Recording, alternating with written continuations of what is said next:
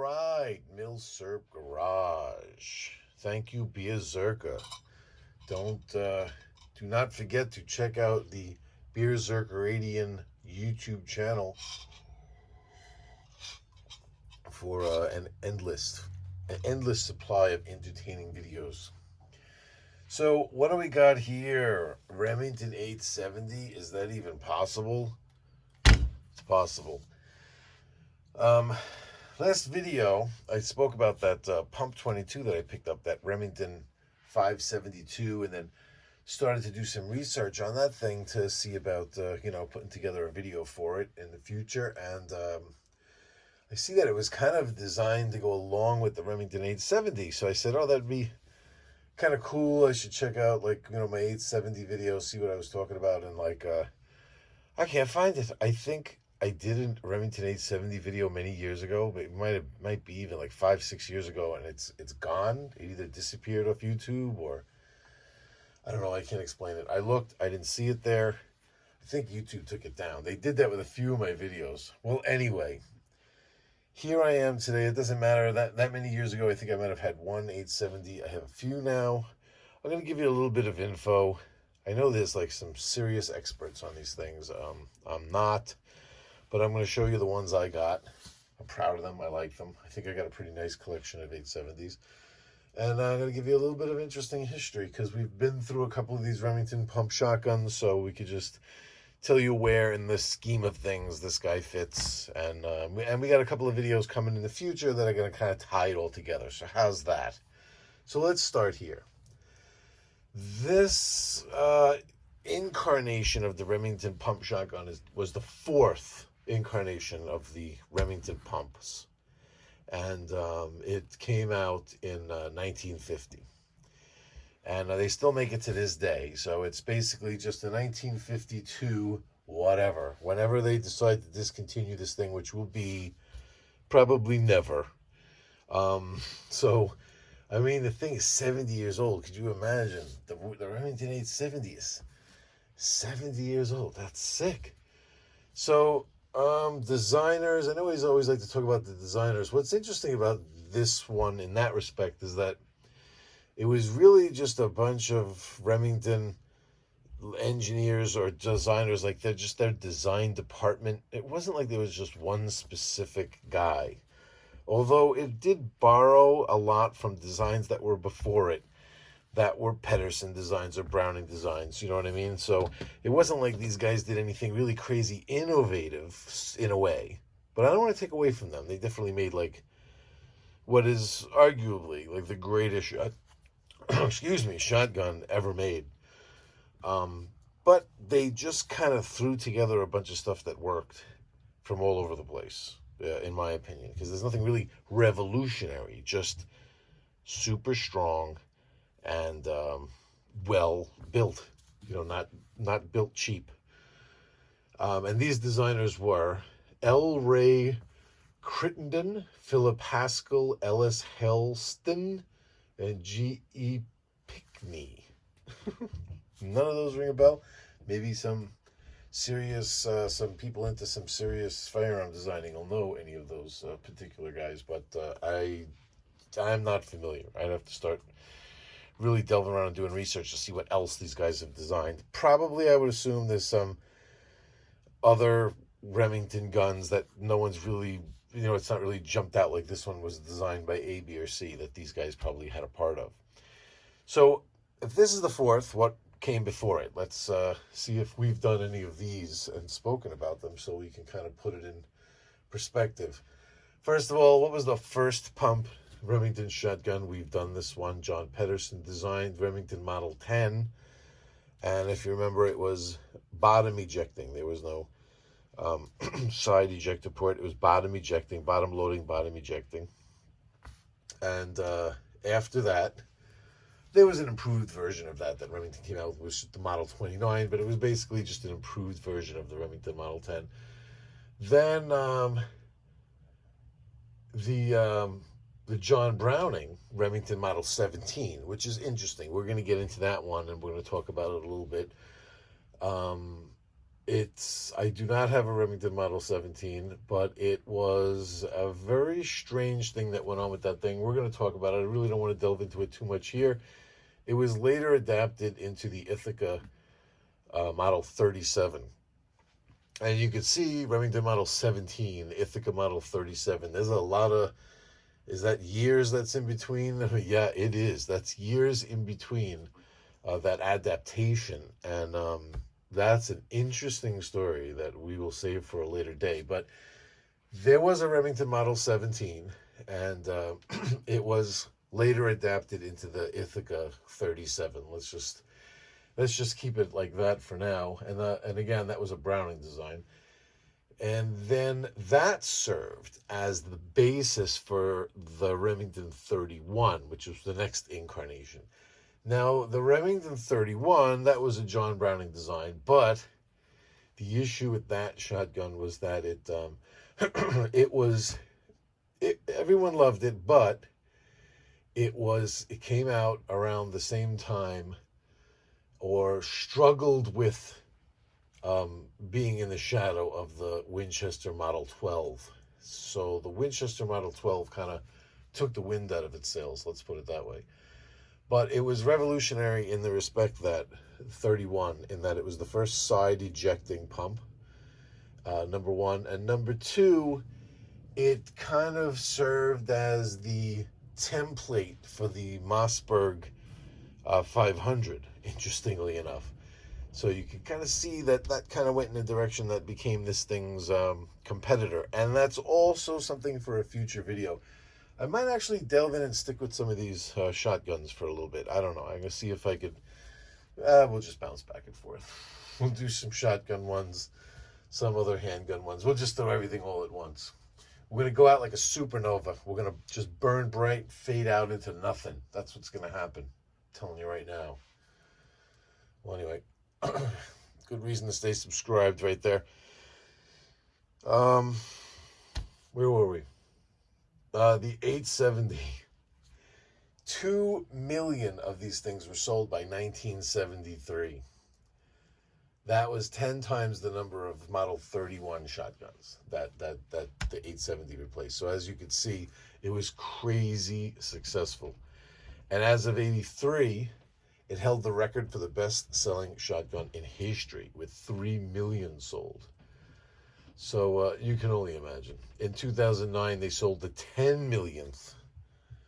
I can't even imagine that. 10 million of these things, mate. That's certainly doesn't make yours unique, I'll tell you that. However, let's talk about my specific models here now. So this guy, let's turn him around this way. This is a Remington Wingmaster Model 870. So this guy is a 1982, December of 1982. What you could do with these Remingtons is you take this barrel date code over there. See, this one is RC, and it's Black Powder X, BLACKPOWDERX. And each one of those is January, February, March, April, May. So that's how you get the month. And then you have to check a chart. That's out. You can find it online. C denotes to 1982. So that's how you get 12. Well, it's an R, so if it was Black Powder X, wouldn't that be November? I might have made a mistake there. Just check the chart. I don't know. I might have copied it wrong because I thought the X was... Maybe it's Black X, then Powder, something like that. I don't remember. But that's how you date code these things. The serial number, if all else fails, you could use the serial number, but you have to kind of call Remington, and they'll give you the same exact information without you having to give this barrel date code. So they definitely know what they're talking about. But this is a way, if you have something that you think is piecemeal, you could date the barrel, and then if you think it's not the same receiver, you could run the numbers through Remington. They do it for free on the phone, Remington's customer service. And this way you could see if they match. So this guy, I couldn't turn down. This was not one of the first ones I bought. This was the second one I bought. And look at these receivers, how this thing is just a chunk of steel. It's just a milled out chunk of steel. The Trigger guards are steel. It's like there's no plastic was in these things yet at this time.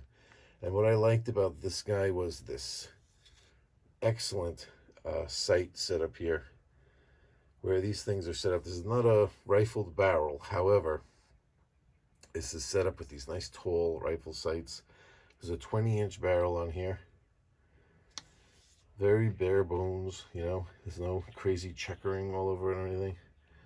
Nice cushy recoil pad here that was in good shape, not falling apart for its age. This thing is in awesome shape here. Still supple. And you know, these things had a crossbolt safety here, and the slide release is down here for this finger to actuate it. Let's back up a little bit. I feel like I'm a little claustrophobic here.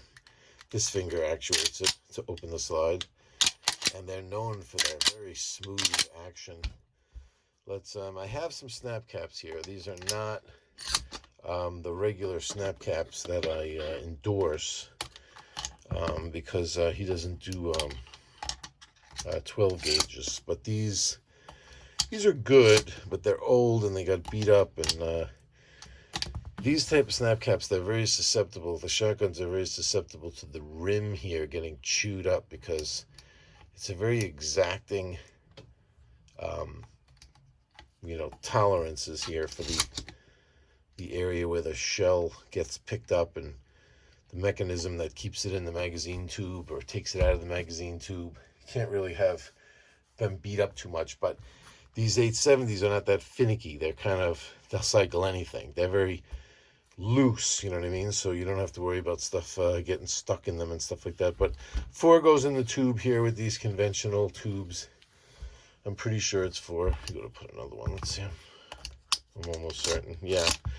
So 4, it'll take 4 in the tube and 1 in the pipe, they call it. So if you fully load it, put the safety on, you'd have 5 rounds at your disposal. And these things are known for, you know, they definitely, you're not cycling this thing quietly in the back room before you come out of cover. So you really should make sure that you have these things chambered, because if, God forbid, you ever needed to use it to protect yourself, you're certainly not going to, you know, you're going to lose that element of surprise if you got to put a shell in the chamber. I'll tell you that right now. But sometimes this, the act of putting that shell in the chamber is all you need with these shotguns, you know what I mean?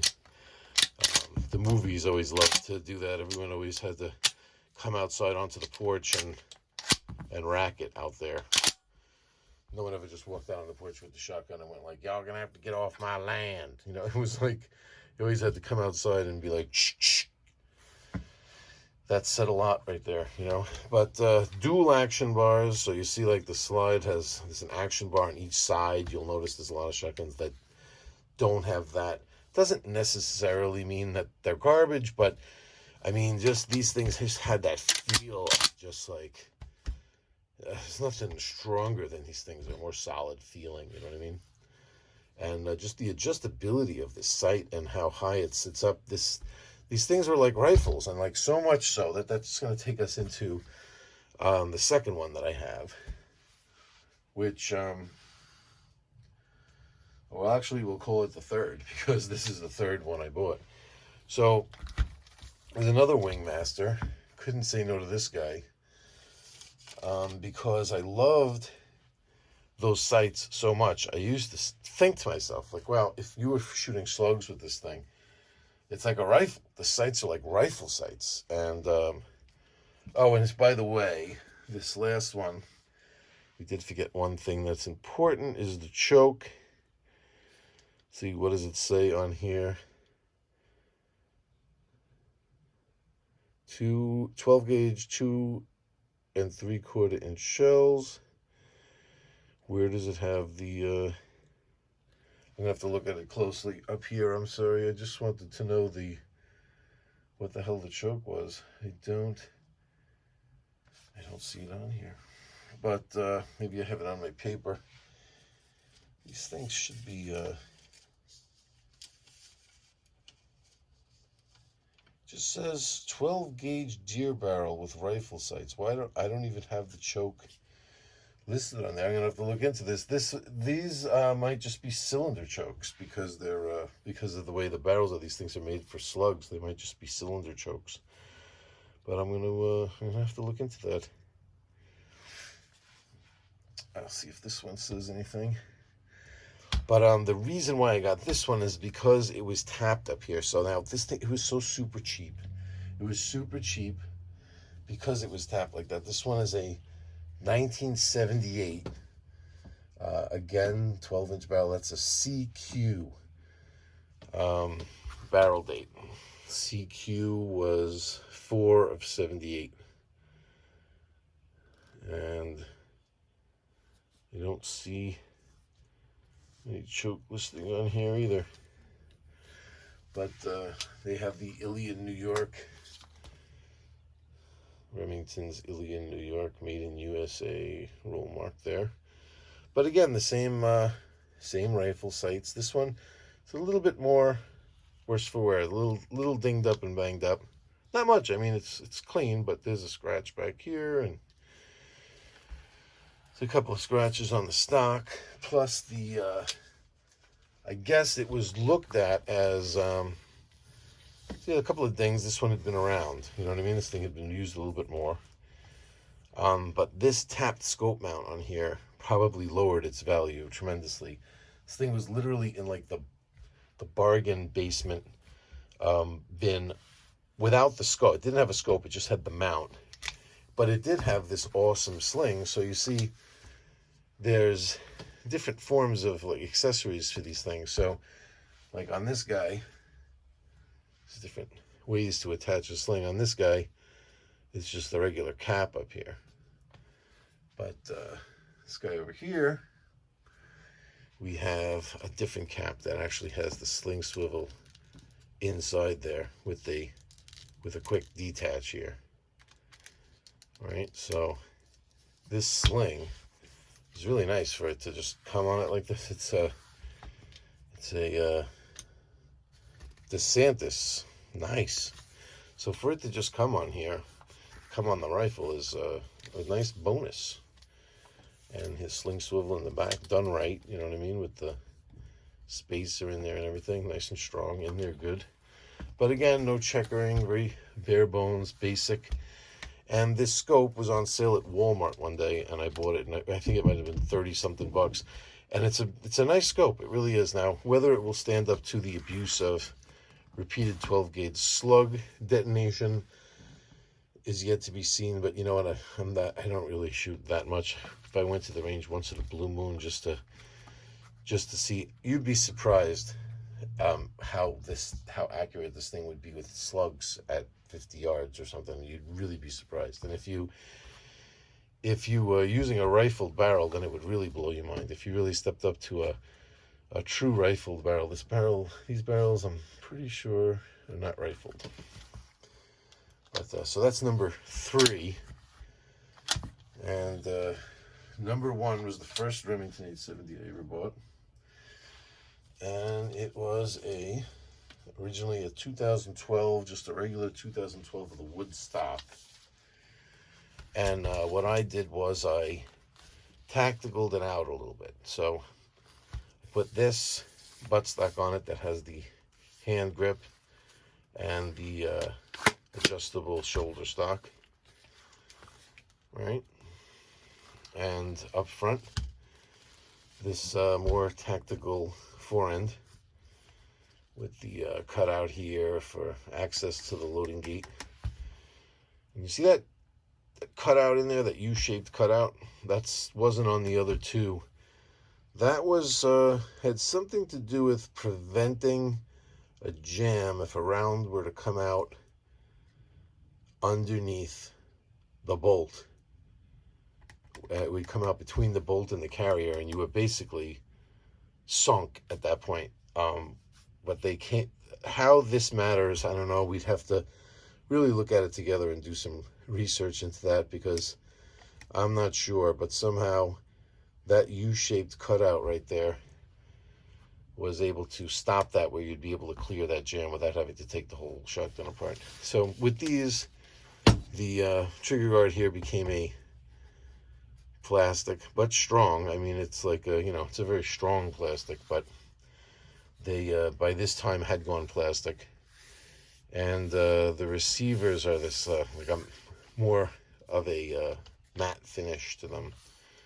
The high bluing was gone. And this barrel, this is not the original barrel that came on this gun.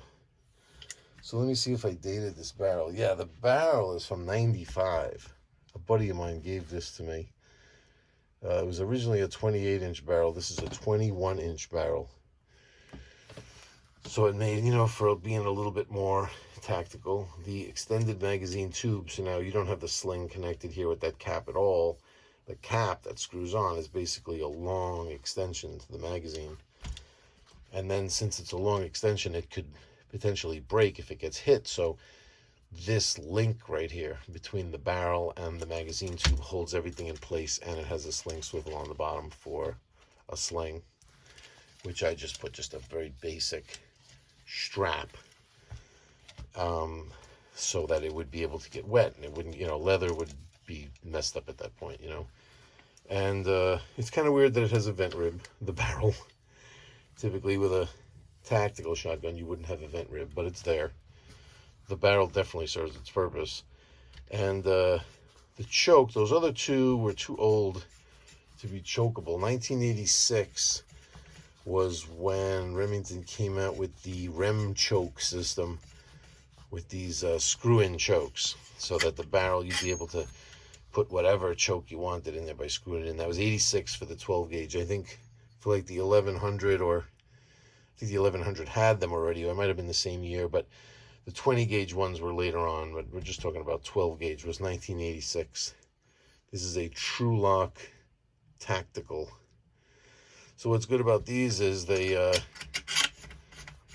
it's good for, they call it a breech choke, I think is what they call a choke like this, because with these shotguns, they're good for breaching doors. You would actually put it right up against where the door lock would be on, like, say, a wooden door, and blast the area right around where the door latch is apart.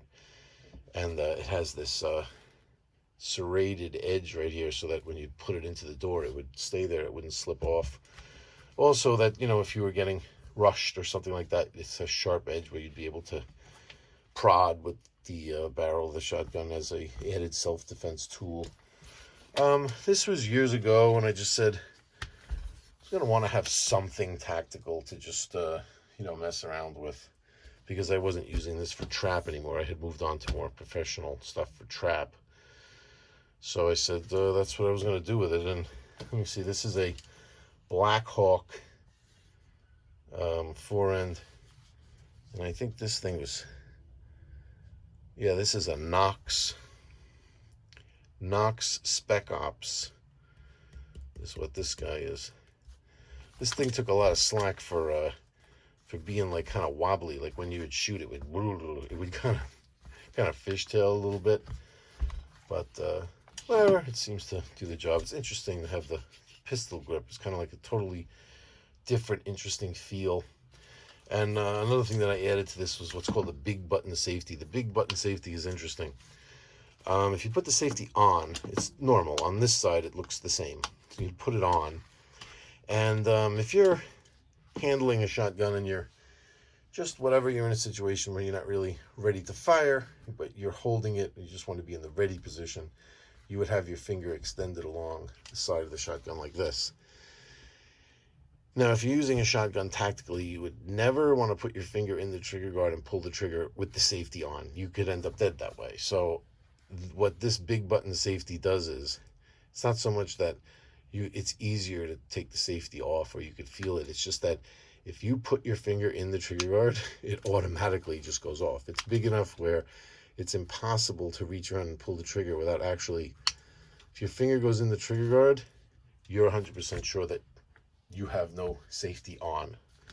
So that's kind of like what that's used for. So you just got to make sure that you remember that if your finger enters the trigger guard, the safety was disengaged. So that's what that's for.